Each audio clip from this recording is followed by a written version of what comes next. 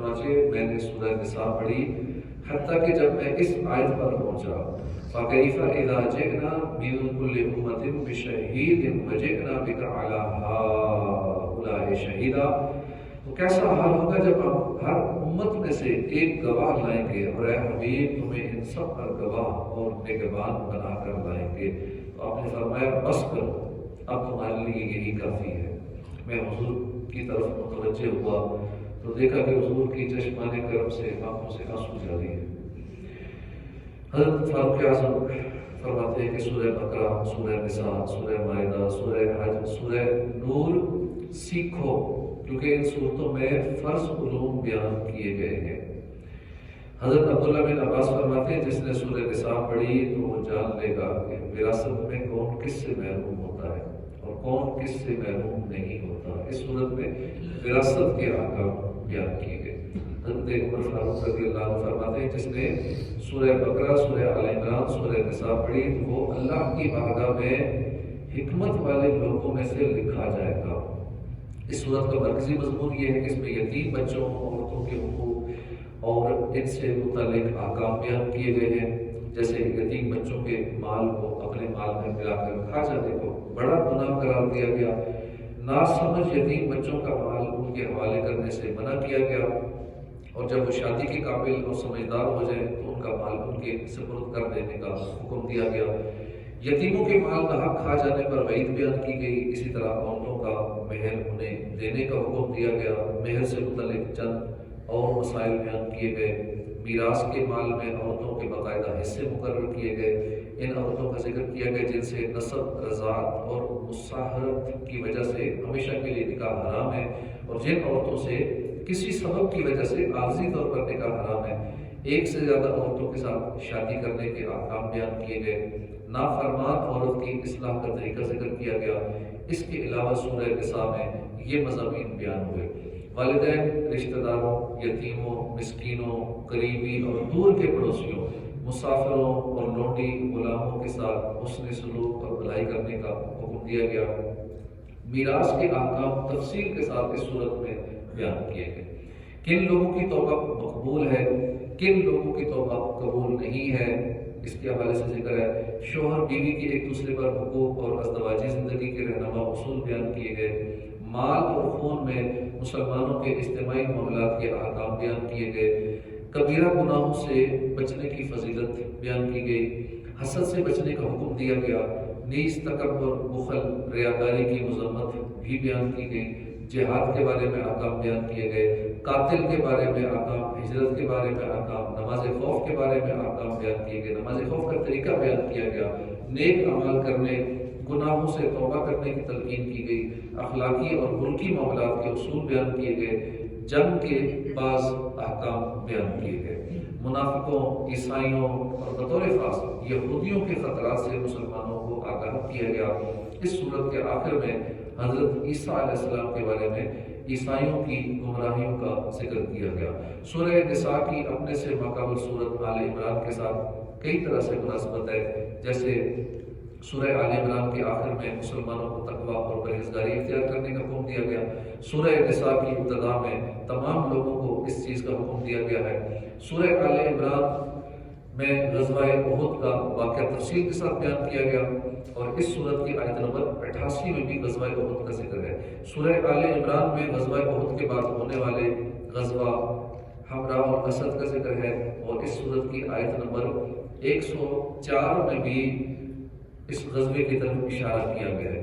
دونوں صورتوں میں یہودیوں اور عیسائیوں کے حضرت عیسیٰ علیہ السلام کے بارے میں باطل نظریات کا ذکر کیا گیا۔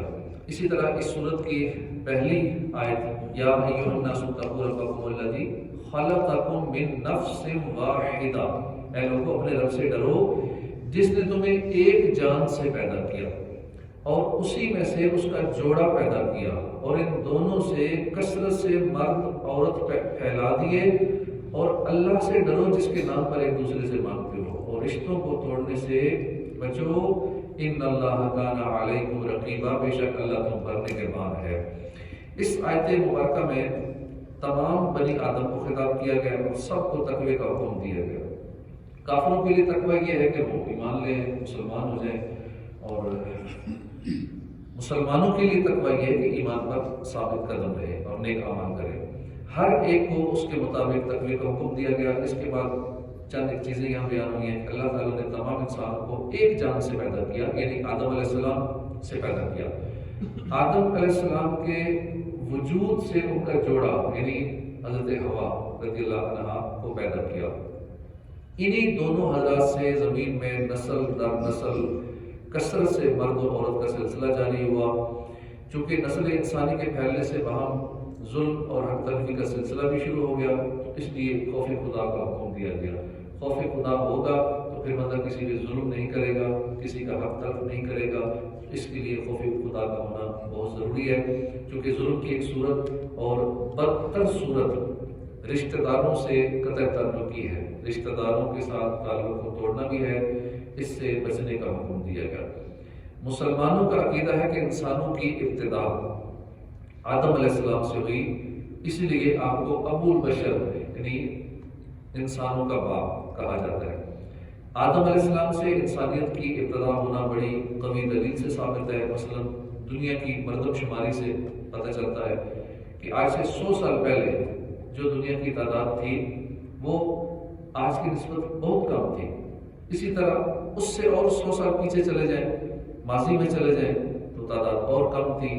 اسی طرح پیچھے چلتے جائیں تعداد کم تھی، یہاں تک کہ آدم علیہ السلام وہ واحد انسان ہے جہاں سے یہ سلسلہ آگے شروع ہوا۔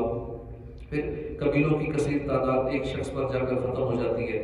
مثلا سید زادے دنیا میں کروڑوں ہوں گے، لیکن ان کی انتہا رسول اکرم صلی اللہ علیہ وسلم کی ذات پر ہوگی۔ اسی طرح بنی اسرائیل دنیا میں کثیر ہوں گے، مگر اس تمام کثرت کا اختتام یعقوب علیہ السلام پر ہو جاتا ہے۔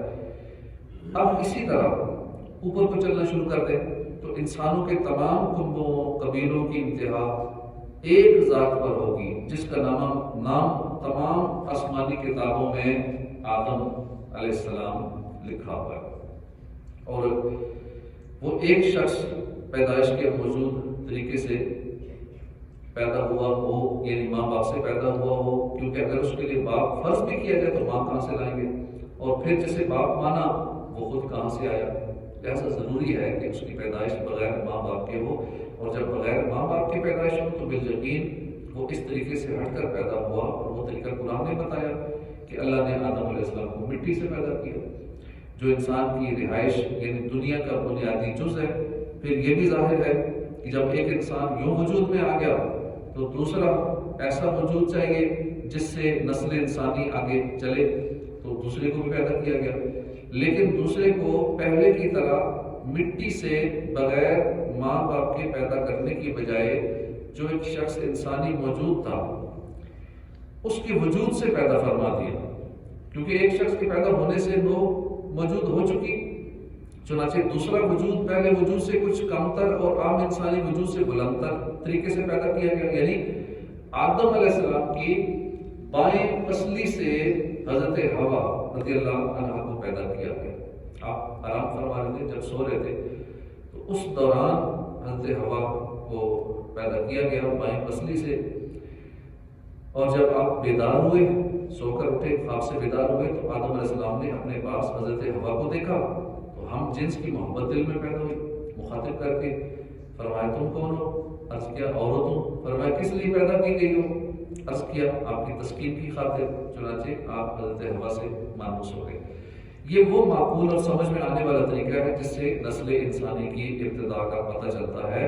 بقیہ جو آج کل وہ بندروں والا طریقہ نکالا ہے، ڈارونز تھیوری اور نہ جانے کیا کیا، ہمارے نسلوں کو یہی سکھا رہے ہیں، ہمارے سلیبس کے اندر یہ چیزیں موجود ہیں، اور بعض اوقات ہمارے بچے یہی رٹے لگا لگا کے کہتے ہیں جی وہ پہلے ہم بندر تھے، پھر آہستہ آہستہ انسان ہوئے، پھر آہستہ آہستہ دم چھوٹی ہوتی گئی تو دم گر گئی ہوتی سوکھ کے، تو پھر یہ طریقہ ہمارے سلیبس میں ایسی چیزیں موجود ہیں، اور ہمارے بچے رٹے لگا رہے ہیں، پڑھ رہے ہیں اور اپنا ٹائم ویسٹ کر رہے ہیں۔ اسی طرح اور ہمارے سلیبس میں کتنے کفریہ کلمات والی باتیں ہیں، پھر سلیبس بھی ہمارے اولڈ قسم کے سلیبس رٹے لگا لگا کے جب بچہ فارغ ہوتا ہے پڑھائی کر کے اسے پتہ ہی نہیں ہوتا کہ آپ کرنا کیا ہے، کیونکہ موجودہ دور کے تقاضوں کا اسے پتہ ہی نہیں ہوتا۔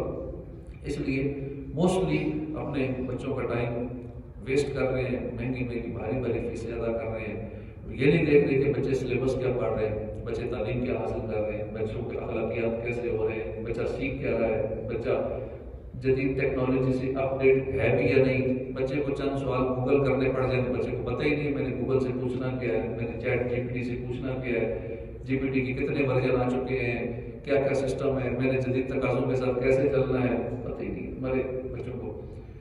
تو یہ جو تھیوری ہے بندروں والی، یہ نامعقول پرلے درجے کی نامعقول بات ہے۔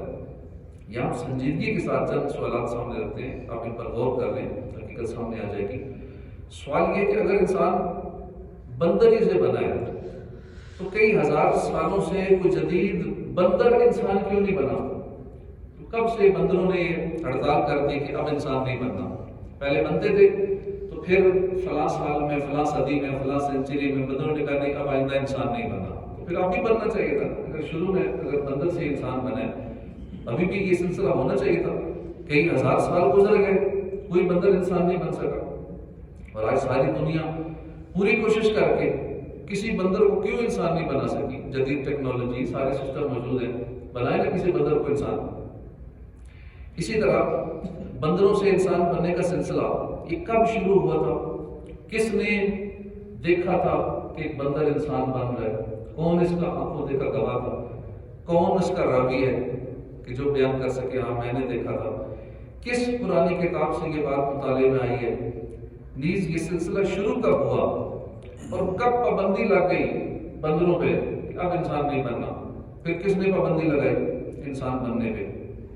تو یہ ساری ایسی بس باتیں ہماری طرف سے بنائی ہوئی۔ بندر سے انسان بنا تو پھر کہتے ہیں جی دم کا کیا ہوا؟ پھر کیا انسان بنتی دم جڑ گئی تھی یا پھر آہستہ آہستہ کاٹی گئی یا گھسٹ کے ختم ہو گئی؟ بہرحال جو کچھ بھی ہو، کیا اس بات کا ثبوت ہے کہ دم والے انسان پائے جاتے تھے؟ الغرض بندروں والی بات یہ کون کرتا ہے؟ بندر ہی کر سکتا ہے۔ بندر ہی یہ بات کر سکتا ہے کہ انسان بندروں سے پیدا ہوا یا پہلے بندر تھا۔ حیرت ہے کہ دنیا بھر میں جس بات کا شور مچایا ہوا ہے، اس کی کوئی سیدھی گل نہیں، اس کی کوئی کڑی سلامت نہیں، اس کی کوئی تاریخ نہیں ہے، بس ایک خیالی مفروضے قائم کر کے اچھے بھلے انسان کو بندروں سے جا ملایا، ایک اشرف المخلوقات کو بندروں سے کنیکٹ کر دیا۔ واتقوا اللہ الذی تساءلون بہ والارحام، اور اللہ سے ڈرو جس کے نام پر مانگتے ہو، رشتہ داروں کا لحاظ رکھو۔ ارشاد فرمایا کہ اس اللہ سے ڈرو جس کے نام سے ایک دوسرے سے مانگتے ہو، یعنی کہتے ہو کہ اللہ کے واسطے مجھے یہ دے دو، اللہ کا واسطہ مجھے یہ دے دو۔ نیز رشتہ داری توڑنے کے معاملے میں اللہ سے ڈرو۔ قرآن مجید میں احادیث مبارکہ میں رشتہ داری توڑنے کی شدید مذمت بیان کی گئی ہے۔ حضرت عبداللہ بن ابی اوفا رضی اللہ عنہ سے رسول اللہ صلی اللہ علیہ وسلم نے فرمایا جس قوم میں رشتہ داری توڑنے والا ہوتا ہے اس پر رحمت نہیں اترتی۔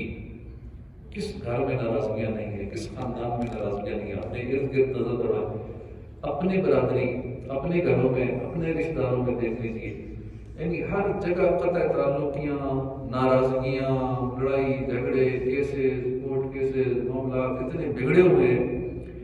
اب جہاں ایسا معاملہ ہو، حدیث پاک ہے کہ اس پر رحمت نہیں اترتی، اس لیے تو بے سکونیاں، بے چینیاں، ٹینشنیں، جس گناہ کی سزا دنیا میں بھی جلدی دے دی جائے اس کے لیے آخرت میں بھی عذاب رہے، وہ بغاوت اور قطع رحمی سے بڑھ کر نہیں۔ لہٰذا ہر مسلمان کو چاہیے کہ وہ رشتہ داری توڑنے سے بچے، رشتہ داروں کے ساتھ تعلقات جوڑ کر رکھنے کی بھرپور کوشش کرے۔ اللہ پاک ہمیں قرآن پاک کے